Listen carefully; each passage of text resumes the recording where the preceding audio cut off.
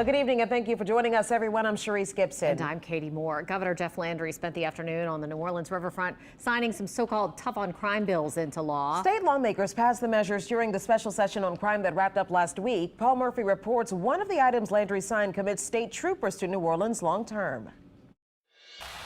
Louisiana Governor Jeff Landry says New Orleans is a great city plagued with crime. I have consistently come again and again to this city to say that this city needs to be a safe city. Wednesday, Landry traveled to New Orleans to sign bills into law that he claims will make the city safer. One of the governor's priorities during the special legislative session on crime was to stand up a permanent state police troop in New Orleans.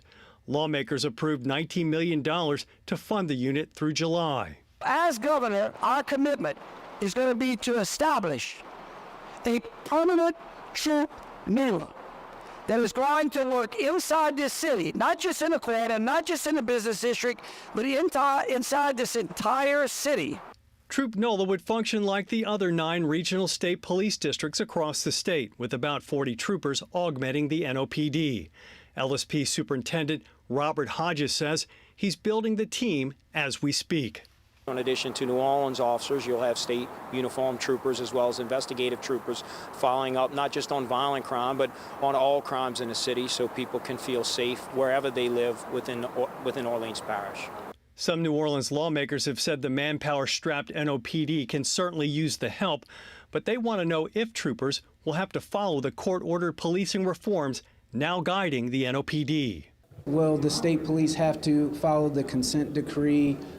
Will there be any engagement with the New Orleans City Council? When we work with any other agency, we're always conscientious of the guidelines that they have to follow, but we still can work within our own agency's policies for the greater good in law enforcement and public safety. Christian Pendleton from the French Quarter Management District says the LSP will make New Orleans safer, so that we can deliver that quintessential New Orleans experience for everyone that wants to come and enjoy it.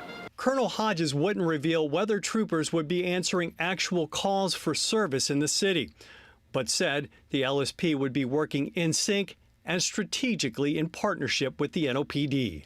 Paul Murphy, WWL, Louisiana. Governor Landry also signed bills in New Orleans making certain juvenile criminal records public. And imposing harsher penalties for certain crimes, including carjacking and fentanyl distribution, and granting qualified immunity to officers in the line of